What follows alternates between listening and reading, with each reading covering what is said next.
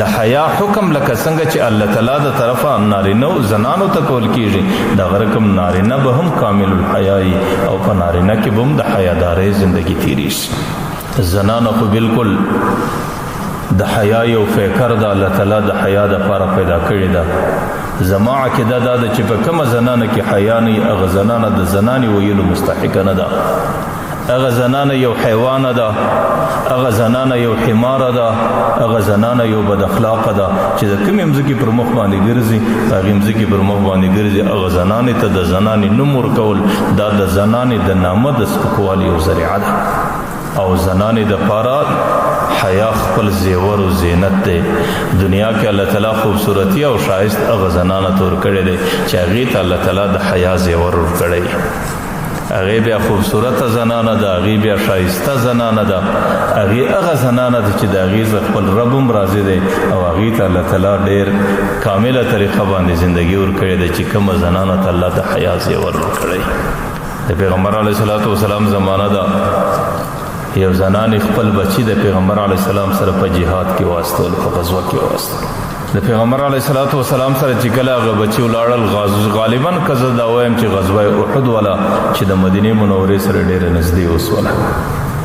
چې کله غزوه پای ته رسیږي نو هغه زنانې ته دا حال راورسېدی چې ستا بچی په دې غزوه کې شهید او تاسو او لیدلی یا نه لیدلی چې کله پر زنانه باندې د ځوان زوی د مرګ اواز ومشلی نو بیا مور په ډیر بد حالت کې د هغه زوی په حقله بیا د مور څخه هر څه د اختیار سوتلی.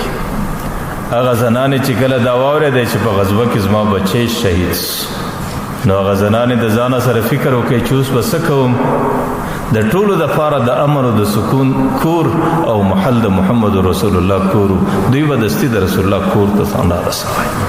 نو هغه زنانې خپل چادر او خپل پړونه پر ځان باندې راوپیچي را روانه سوه د پیغمبر علیه السلام کور چې پیغمبر علیه الصلاة والسلام به ما ته څه تلقین کوي، پیغمبر علیه السلام به ما ته کوم وصیت کوي او پیغمبر علیه الصلاة والسلام به ما ته د برداشت او د صبر کومه وینا کوي. چې کله را روانه ده په لاره کې چې د پیغمبر علیه السلام کور ته را رسیږي نو هغه په دومره احتیاط کې ده چې هغه خپل چادر، هغه خپل پړونه، هغه خپل پرده مکمله پر ځان پیچلې ده او صرف دا یوه سترګه ښکاره ده او په دې سترګه باندې لار وړي او د پیغمبر علیه السلام د کوره ځان رارسي. یو بل زنانه هغوی په لاره کې چې ورباندې پیښیږي د دې ودې چادر ته ګوري، د دې ودې فرده ته ګوري، د دې حفاظت ته ګوري، هغه ډېره ورته حیرانه ده چې مور خو د بچي د شهادت د اورېدلو په خاطر باندې ډېره بې اختیاره وي. بیا د هغې سره نه د فردي خیال ورسره وي، نه د حفاظت خیال ورسره وي، نه د ویښتانو پټولو خیال ورسره وي، نه د پښو د شي په پښو کولو خیال ورسره وي. بیا هغه لڅې پښې سرتور سره راځغلي. نو هغه مور هغه بله زنانه دې زنانې ته وایي ورته زنانې څومره آفرین چې د زوی د شهادت د اورېدلو سره سره دې د پردې څومره خیال ساتلی دی. هغه زنانه عجیبه جمله ورته وایي، ورته وایي زنانې ان ارز ابني فلم ارز حیائي، ورته وایي زنانې بچی که مې د لاسه ورکړی دی حیا خو مې د لاسه نه ده ورکړی. زما د لاسه څخه رخصت سوی دی، زما د زندګۍ څخه جلا سوی دی، هغه زما بچی جلا سوی دی. حیا خو زما خپل اختیاري عمل دی، حیا خو ما د زندګۍ څخه نه ده رخصت کړې، نه حیا زما د زندګۍ څخه جلا سوی ده.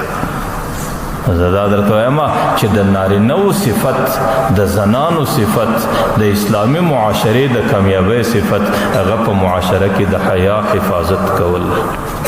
چې کله په معاشره کې د حیا حفاظت بیا خو معاشره ډېره کامیابه معاشره وي. او چې کله په معاشره کې د معاشرې انسانانو د حیا صفت د لاسه ورکوي ما درته ویل هغه معاشره بیا د تباهۍ څه بغیر، هغه معاشره د هلاکت څه بغیر، هغه معاشره د خرابۍ او بربادۍ څه بغیر بل څه نه ورپاتېږي.